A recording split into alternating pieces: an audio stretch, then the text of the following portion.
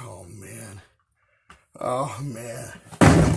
Oh god, I'm so freaking excited about this. Oh, I'm waiting forever for this. Can't even wait. Oh Jesus, latches. Cool gun case, so holy shit. I thought of everything. Just pop this over here. One second here real quick. Oh yeah. Oh man, let's check this thing out, dude. Oh my god, this is OAF, dude. It's set up to be so operator. Like, look at this paint job. Look at this freaking paint job. I mean, like, it's worn. Like right where like a shooter is gonna use it. Look at that black right there. Took the paint right off, dude. I bet they did like hours with like sandpaper. And this is gonna be Cerakote too. I don't know.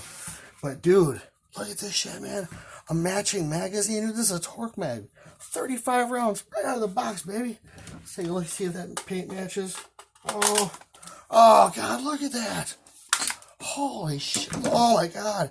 Dude, it matches like they painted them together. Oh man, I can't wait. They included a sling, dude. Oh man, that's operator as hell. That's like from the stock to the front end. Bro. And an optic, dude. I didn't even pay for that. Oh my god, I had to boss this shit too. Oh, whoa. What the hell is this? What? Okay, we'll just, yeah, we'll go past that. Oh, endless, dude. Oh man, like, look at the wear, dude. Look at the, oh god, like right on the trigger guard, like where you stand by, your hand would be. Dude, this gun is legit. Let's take a closer look. Oh man. Okay, guys, I don't even know how to say this. I don't even know. This is so messed up.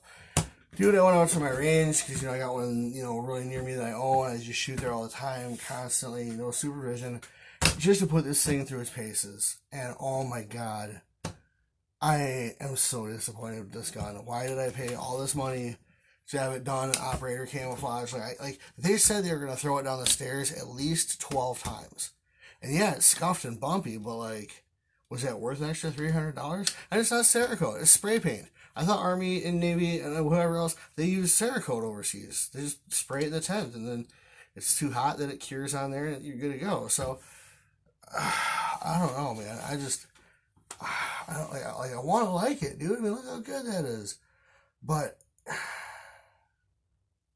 I don't know, man. Guys, let me go ahead and talk to you about some of the stuff here that's going on with this gun, and we'll take a look and see what's going on and why I'm disappointed with this, okay? Alright guys, I'm back here by the KCT, and what I wanted to do is show you this gun and show you all the things you can do wrong with it when you're building something. So this is my Coof rifle. I built it out of spare parts and a couple bucks here and there. And I was like, alright, what do I want to carry? This would be my test rifle for a lot of different things, doing a lot of reviews. And in the end, what it turned out to be was a major pain in my ass. So what we're going to do is we're going to tip the butt, because if you can't, beat them, join them. And we're going to talk about some of the stuff that I screwed up, just kind of make a cool looking gun that if you're building a new AR, you're probably going to fuck up too. So without further explanation, let's go ahead and begin. We'll just start with the front end here and go further back.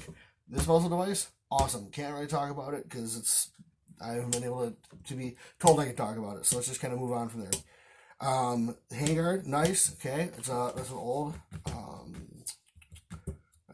gosh, YHM? No, Midwest Industries. And that's good. So no worries there. The sights are problematic because, guys, when you paint, ow, whoa! It's a little sight bite there. When you paint your gun and you paint your sights, you're in trouble. See, there's a nice little black spot on the rail. So what happens is I took this gun out for a first test round just to see what it was doing. And you're looking at camo sights, front and rear, on whatever background you have. It's impossible to pick up that front sight post and difficult to pick up the rear notch. So I basically went back through this with first of all, I took a Dremel to this because it's hitting so low that I couldn't bottom the emboss out far enough to do it. Now it's actually drilled out and it actually works perfectly. The elevation is just fine. But now then I had to go back and repaint my front sight post with a black marker. At the range, I just chipped off the paint with a knife, and that sucked too, because now I have like shiny front sight. So guys, if you're painting your guns, put some tape on your sights. This is obviously not the first gun I've painted, but it's the first gun I've had problems with. So underneath there is a DB15 Diamondback barrel, and it's a mid-length, I think, yeah. And it wouldn't run. So guys, it wouldn't run steel case, which is what all my guns have to run before I can use them. So I had it drilled out by the people from Great Lakes Firearms, which that will be another thing. And so it's super overgassed now. So I put an Odinworks adjustable gas block on it, right? Cool. All right, adjust my gas block, mid-length setup. Great. Should be awesome. Well, what do you need to do to adjust your gas system? Well, you take off your rail. Well, it's the same diameter as this rail. This thing. Yes. So now you gotta go unscrew this and then do all that, which is fine. But if you're putting stuff on your gun and you need to take things off to adjust stuff like a gas block or a mount, think about what has to go on and go off to make that happen. Underneath, I think it's the Odinworks gas block, and I fucking hate it. It is, again, the rifle's super overgassed, so I will tune it. Basically my whole goal is just to get it running too low that day. And so it finally did, and all that good stuff. So I will go back through and tune it some more. But yeah, like this gun actually has some pretty decent push for being a 5.56. Viking Tactics mount, love it. Primary arms, weapon light, love it. I don't think they even make these anymore. 800 lumens, beautiful. So I have these rail panels that I got from Midwest Industries, and underneath this is a QD socket on a metal rail piece. Then I went out and bought this. Okay, so. Because I couldn't find that part. So I should have mounted the QD metal part right here with the QD mount, so that and I could put a piece of plastic under this and run it like that. But I didn't have it, so I spent like another $30 on the ambush sling loop from Strike Industries. I love it. It's awesome. It gives me a lot of flexibility. It doesn't get in the way as much as you'd think it would, and it's pretty straight. So I quite like it. But it was more expense than I really needed to pay. So, moving back from there, we have an awesome Adaball. This is the old school MRD1, I believe, and it's seen some beatings. I actually had a crack in the lens, so let's see if we can get that exchanged at some point. And it is on a Monstrum tactical mount. So, here is the rub. So we can see that there. You know what happens with this mount and this optic? It does not clear your sights. So, what's interesting is I bought this so that I could have an adjustable, because this will raise and lower. So I could see if I liked like a much higher or like a lower 1/3, because all my guns are currently co-witnessed.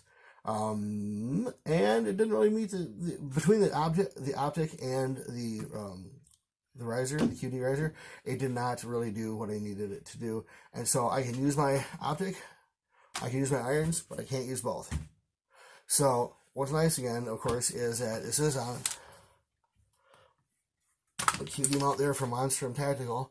So that's nice. I can take it off. Obviously, losing zero and all that stuff. This isn't like an American Defense mount. This is like $20.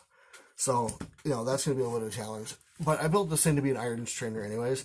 So, rear sight, I should go back through and with some sandpaper, sand it off so that I can actually see the rear aperture. Okay, so that was a little bit of an issue. Torque mag, these are awesome. 35 rounds, nothing wrong with that all day long. Go get those. They're freaking sweet. But the Great Lakes receiver rears its ugly head. I don't know if you can see that in there, but the interior looks like it was done with a Dremel. And this thing has been the bane of my existence. The grip screw did not want to go in. It was fucking horrible. And every one I've gotten from them, this one and the one that was previous that it replaced, sucked donk. So it's basically it's a junk gun built on a junk receiver, a lot of junk problems. It works now because I ground it out and made it more workable.